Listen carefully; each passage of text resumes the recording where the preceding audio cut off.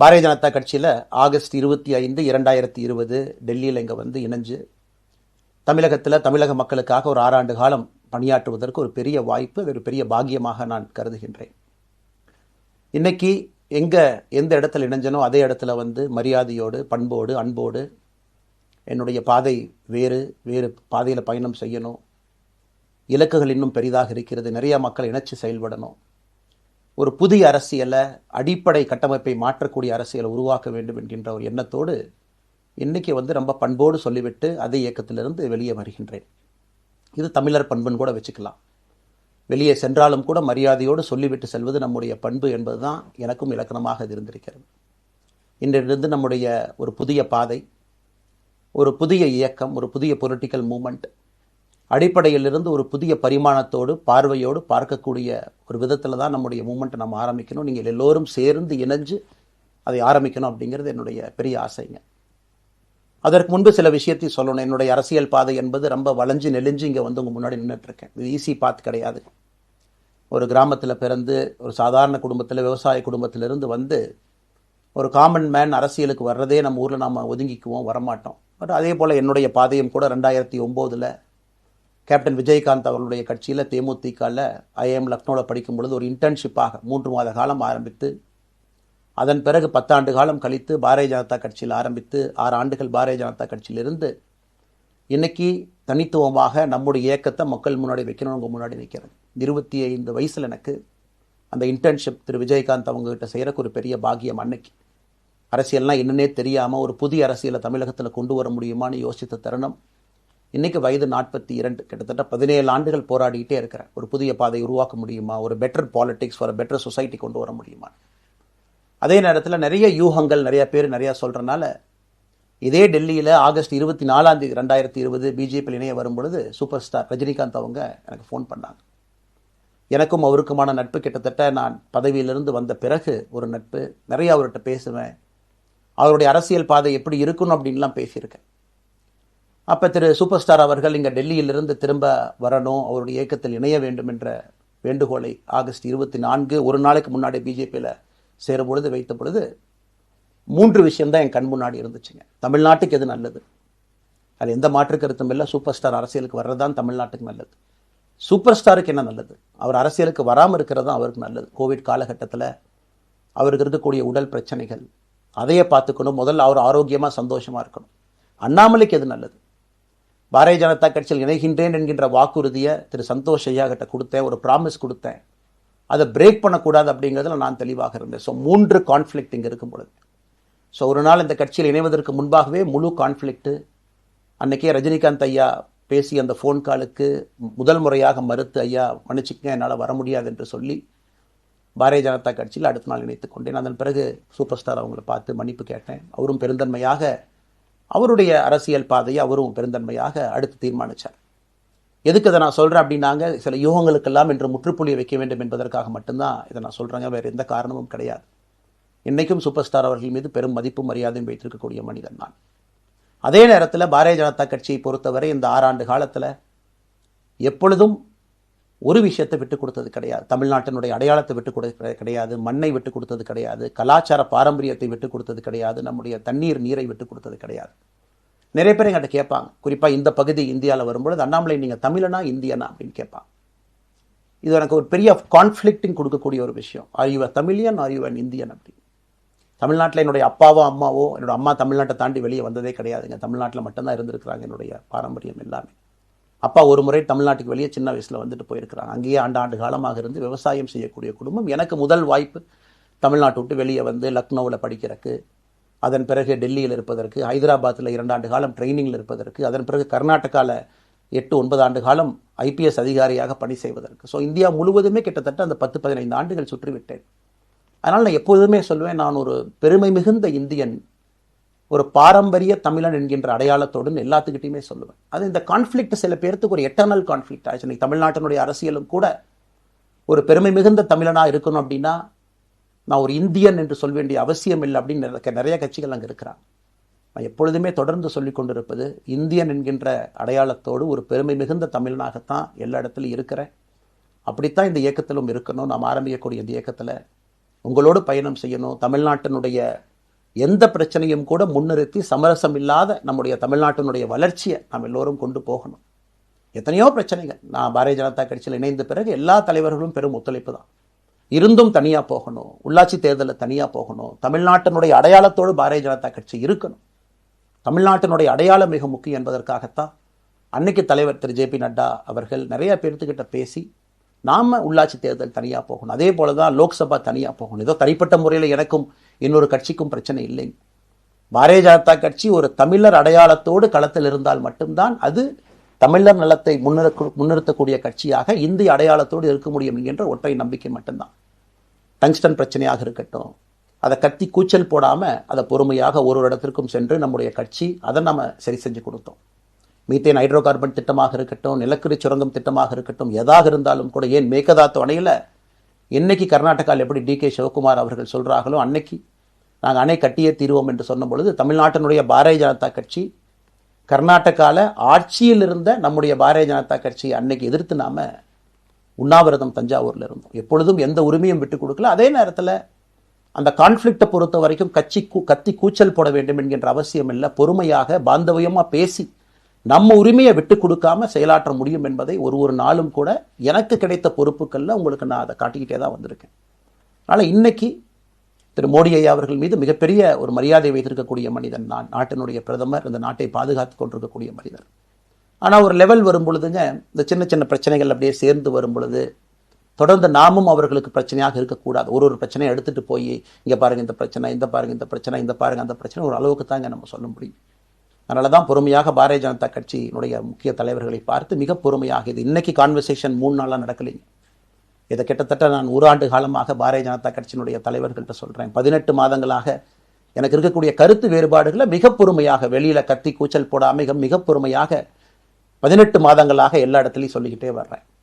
December 4ஆம் தேதி பாரதிய ஜனதா கட்சிக்கு சொன்னேன், நான் கட்சியிலிருந்து வெளியே செல்ல இருக்கின்றேன், இன்றைக்கே உங்களை நான் தயார்படுத்த விரும்புகிறேன், அதனால் நீங்கள் நாளைக்கு நான் எடுத்தோம் கவுத்தன் ஒரு முடிவெடுப்பதாக நீங்கள் நினைக்கக்கூடாது. டிசம்பர் 4, 2024 25 பாரதிய ஜனதா கட்சிக்கு சொல்லியிருக்கேன். தேர்தல் பணியை முடித்துவிட்டு செல்ல வேண்டும் என்று சொல்லியிருந்தார்கள். அதுவும் இந்த கட்சியினுடைய ஒரு உண்மை தொண்டனாக கட்சி சொல்லியிருக்கிறாங்க, தேர்தல் பணியை முடித்துவிட்டு மே கடைசி வரை நம்முடைய பணியை செய்துவிட்டு தான் வெளியே வரணும் அப்படின்னு. அடுத்து நாம் என்ன செய்ய போகிறோங்க? அடுத்து நாம் இதெல்லாம் பேசிட்டோம், பழசை பேசிட்டோங்க, இருந்ததை பேசிட்டோம். அடுத்து ஆனந்தமாக அன்போடு தமிழ்நாட்டில் ஒரு அரசியல் இயக்கத்தை நாம் துவங்க இருக்கின்றோம். இது அரசியல் இயக்கமாக கட்சி இல்லையா அப்படின்னு நீங்கள் யாரும் கேட்கவே வேண்டாம். கண்டிப்பாக தமிழகத்தில் அடுத்து நடக்கக்கூடிய தமிழகத்தினுடைய பொது தேர்தலில் நம்முடைய கட்சி போட்டியிடும், அதில் எந்த மாற்று கருத்தும் இல்லை. அதற்கு நம்ம தயார் பண்ணணும், நிறைய லீடர்ஸை தயார் பண்ணணும், நிறைய கேடர்ஸை வாலண்டியர்ஸை தயார் பண்ணணும், உத்வேகத்தோடு தயார் பண்ணணும், அவங்களுக்கு அந்த ஸ்கில் செட்டை நம்ம உருவாக்கி கொடுக்கணும். அதற்கு கொஞ்சம் நேரமாகும். நாம் அது ஒரு இயக்கமாக ஆரம்பித்து நிறைய மனிதர்களை உள்ளே கொண்டு வந்து அவர்களுக்கு சில இடத்துல அரசியலை சொல்லிக் கொடுத்து எல்லா தரப்பட்ட மனிதர்களையும் உள்ளே கொண்டு வந்து, ஏன்னா பாரதிய ஜனதா கட்சியினுடைய தலைவராக பொறுப்பேற்ற பிறகு நான் முதல்ல போய் ஆசீர்வாதம் யார்கிட்ட வாங்கினாங்க, சமீபத்தில் மறைந்த நல்ல கண்ணையாகிட்ட தான். இன்னைக்கு மண் சார்ந்த அரசியலை முன்னெடுக்கணும், நல்ல மனிதர்களுடைய கொள்கைகள் உள்ள கொண்டு வரணும், எல்லா மனிதர்களையும் உள்ளடக்கிய அரசியலை நாம் முன்னிறுத்தணும். டெக்னோக்ராட்ஸ் பெருமளவில் நமக்குள்ளே வரும், பெருமளவில் நமக்குள்ள டெக்னோக்ராட்ஸ் வரும். இன்னைக்கு அமெரிக்கா போகிறோம், யூரோப் போகிறோம், அங்கே போய் நமக்கே எவ்வளோ பெருமையாக இருக்குது. ஒரு மிகப்பெரிய நிறுவனம் நிவிடியா எடுத்துக்கங்க, மைக்ரான் எடுத்துக்கங்க, சாம்சங் எடுத்துக்கங்க, இன்டெல் எடுத்துக்கங்க, அங்கே இருக்கக்கூடிய இன்ஸ்டாகிராம், ஃபேஸ்புக், கூகுள், ஆல்ஃபபெட் பார்க்கும் பொழுது வைஸ் பிரசிடென்ட்னு பார்த்தீங்கன்னா ஒரு தமிழன் அங்கே உட்கார்ந்துருக்கிறான். இந்தியன் என்கின்ற அடையாளத்தோடு அங்கே ஒரு தமிழன் அமர்ந்திருக்கின்றான். என்னுடைய கனவு உங்கள் பல பேர்த்த போல அவர்களெல்லாம் திரும்ப இங்கே வந்து அரசியலில் ஏதோ ஒரு விதத்தில் கான்ட்ரிபியூட் பண்ணுறதுக்கு நம்முடைய இயக்கமும் நம்முடைய வருகின்ற காலத்தில் நம்ம ஆரம்பிக்கக்கூடிய கட்சியும் அதற்கு உறுதுணையாக இருக்கணும். அத்தனை டேலண்ட்டை ரிஃபைன் பண்ணி நம்ம கொண்டு வரும். தமிழ்நாட்டினுடைய வளர்ச்சிக்கு எல்லோரையும் நம்ம பயன்படுத்தணும். இதில் எங்கேயுமே கூட நான் பெரிது நீ பெரிது என்று இருப்பதை விட ஒரு வளர்ந்த பாரதம், இந்தியா உலகத்தில் மிக முக்கியமான இடத்துல அந்த பாரதம் வந்து அமரும் பொழுது முதன்மை மாநிலமாக தமிழகத்தை கொண்டு வந்து நிறுத்த வேண்டிய பொறுப்பு நமக்கு இருக்கு. அதற்கு நம்முடைய பொலிட்டிக்கல் கிராமர், பொலிட்டிக்கல் லாங்குவேஜ் எல்லாமே நம்ம மாற்றணும். நம்ம பேசக்கூடிய விஷயம். அடுத்து இன்னொன்று கேட்குறாங்க, நான் கமெண்ட் வர அப்படியே நான் பேச ஆரம்பிக்கிறேன். தமிழ்நாட்டில் இன்னைக்கு ஒரு அரசியல் கட்சி வேணுமான்னு கேட்டிங்கன்னா கண்டிப்பாக வேணும், அதில் எந்த மாற்று கருத்தும் இல்லை. காரணம், ஒரு கடைக்கு போய் நாம் ஒரு டூத் பேஸ்ட்டோ ஒரு அரிசியோ ஒரு பருப்போ வாங்கினா கூட 10 கடை ஏறி இறங்கி எங்கள் அம்மா அதெல்லாம் பார்த்து விலையை பார்த்து தரத்தை பார்த்து பொருளை பார்த்து அத்தனை முறை வாங்கித்தான் பார்ப்பேன். ஏன்னா அது நம்ம உடம்புக்குள்ளே போகிற விஷயம். ஆனால் அரசியல் கட்சி இன்னைக்கு எத்தனையோ கட்சிகள் இருந்தாலும் கூட என்னுடைய நம்பிக்கை, நம்முடைய நம்பிக்கை, வருகின்ற காலத்தில் நம்முடைய அரசியல் இயக்கம் கட்சியாக மாறும் பொழுது மக்கள் அந்த தரத்தை பிரித்து பார்ப்பார்கள். தலைவர்கள் எப்படிப்பட்டவர்கள்? நாம எல்லோருமே காமன் மேன் பொலிட்டீஷியன்ஸ். பக்கத்து வீட்டுக்காரங்க மாதிரி தான் மக்கள் நம்மளை பார்க்க போறாங்க. தூரத்திலிருந்து நாம் கை காட்ட போவது கிடையாது. ஏன்னா நாம் யாரும் அப்படிப்பட்ட குடும்பத்திலிருந்து வரவில்லை, அப்படிப்பட்ட வளர்ப்பு நமக்கு இல்லை, நாம் யாரும் அப்படி இல்லை, தமிழனுடைய கலாச்சாரமும் பண்பாடும் இல்லை. அதெல்லாம் கூட நம்முடைய அரசியல்ல முதல் நாள்ல இருந்து கல்ட் பாலிடிக்ஸ்ல இருந்து நம்ம வெளியே வரணும். அரசியல் மாற்றம்னு சொல்றாங்க, ஆனால் அதே கல்ட் பாலிடிக்ஸ். நாம அதில் இருக்க போறது இல்லை. கல்ட் பாலிடிக்ஸ்ல இருந்து வெளியே. அண்ணாமலை என்ன பிறந்த நாளா 10 பேர் கொண்டாடணுமா? அதனாலதான் நம்ம பிறந்த நாள் அன்னைக்கு எதுவுமே நம்ம செய்யல.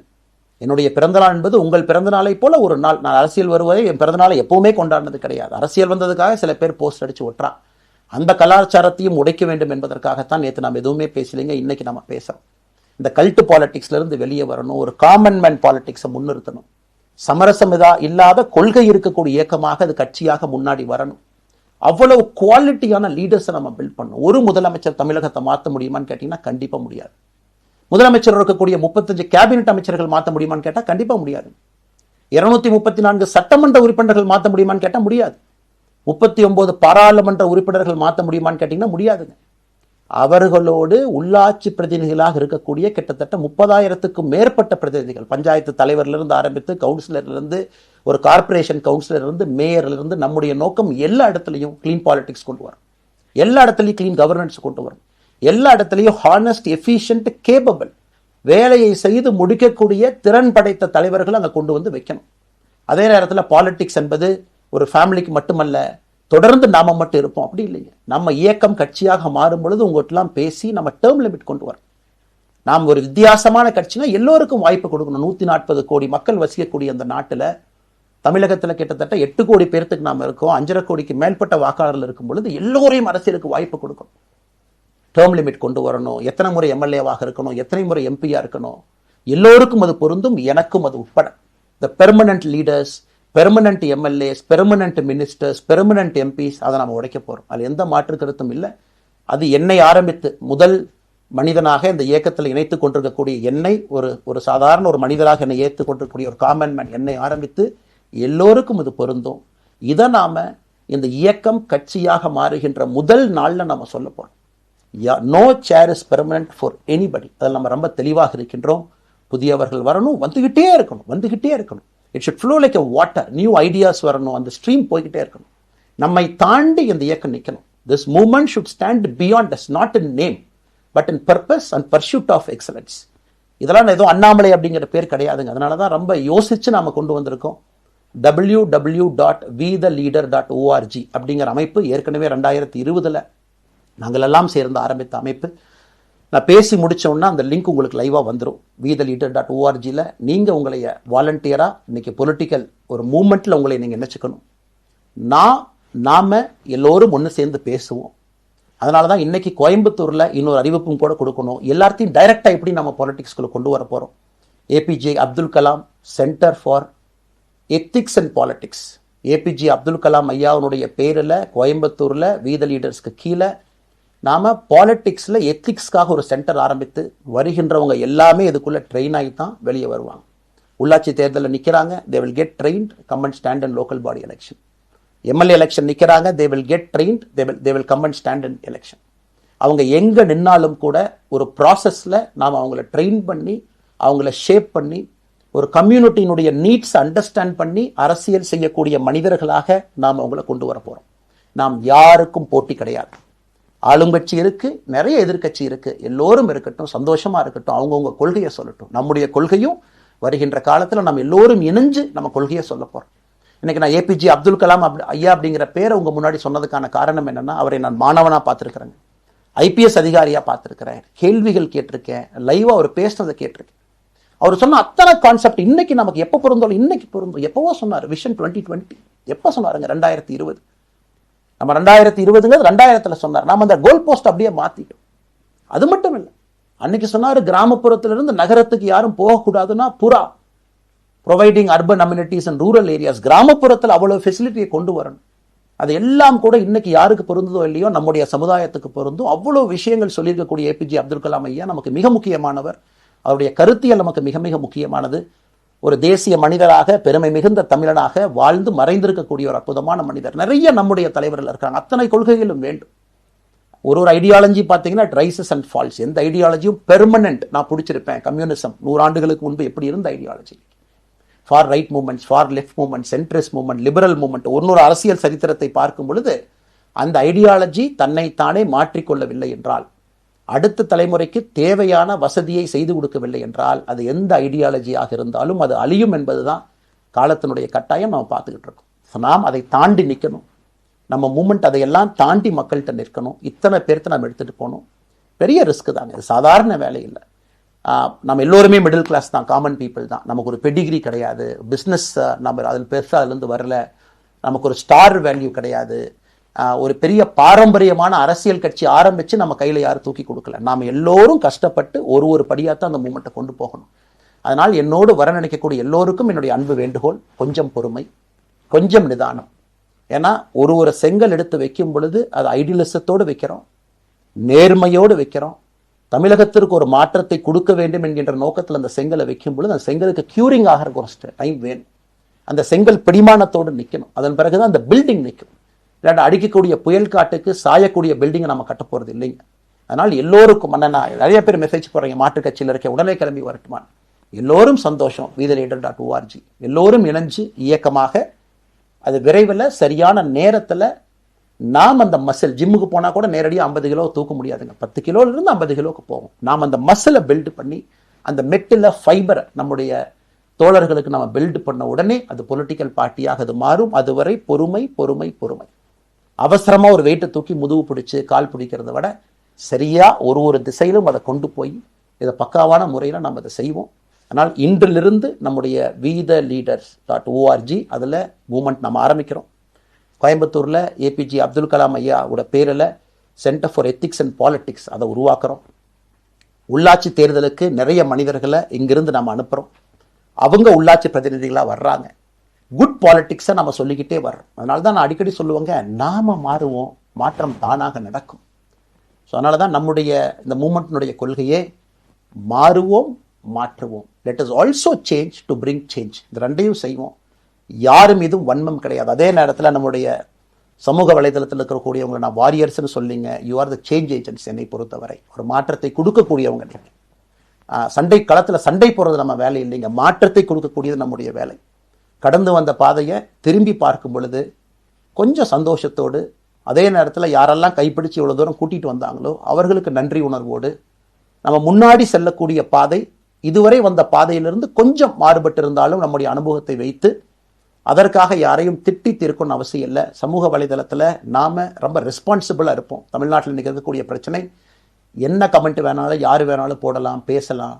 மைக்கே முன்னாடி இருக்குது, நான் பேசிட்டு போயிடுவேன்னு நினைக்கிறீங்க.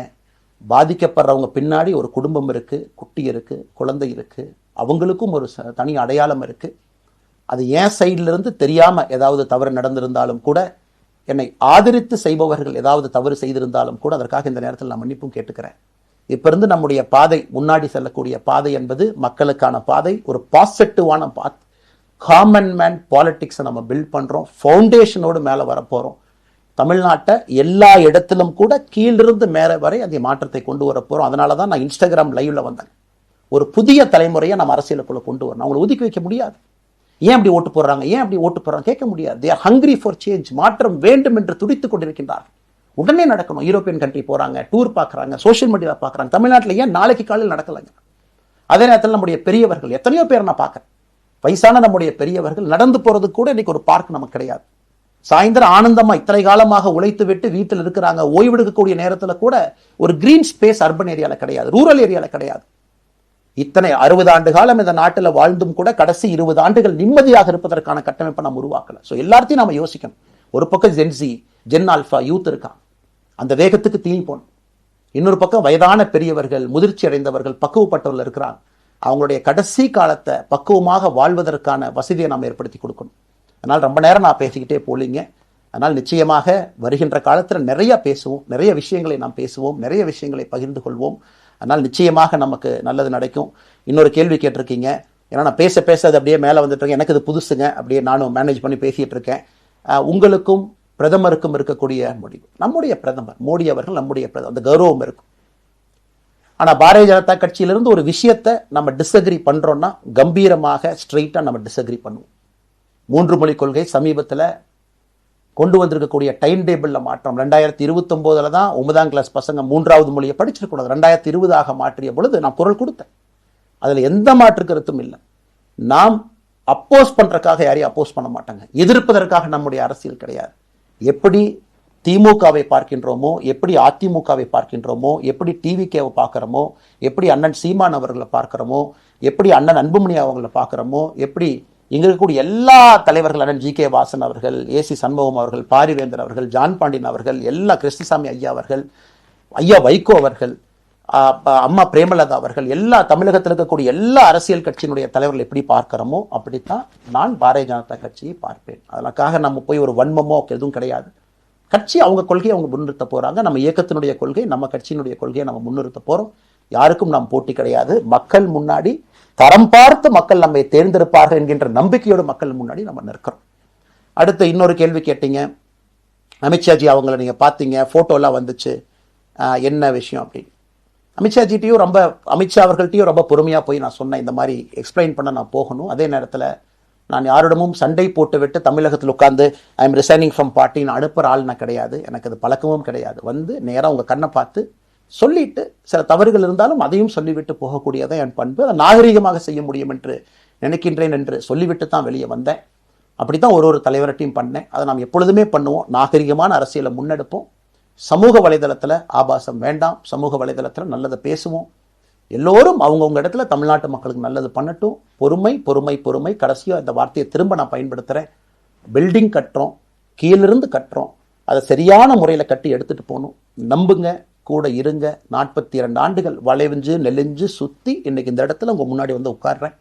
நிச்சயமாக நம்ம எல்லோரும் சேர்ந்து ஒரு பெரிய புரட்சியை, மாற்றத்தை தமிழகத்திற்காக, ஒரு பாரத நாட்டுக்குள்ள, இந்திய நாட்டுக்குள்ள முதன்மை மாநிலமாக தமிழகத்தை கொண்டு வருவது மட்டும்தான் நம்முடைய குறிக்கோள். வேறு எதுவும் நம்முடைய குறிக்கோள் கிடையாது. அதற்காக நம்முடைய வாழ்வை அர்ப்பணிப்போம். காத்து கொண்டிருக்கக்கூடிய எல்லோருக்கும், கேட்டுக்கொண்டிருக்கக்கூடிய எல்லோருக்கும் உங்களுடைய பொறுமைக்கு நன்றி தெரிவித்து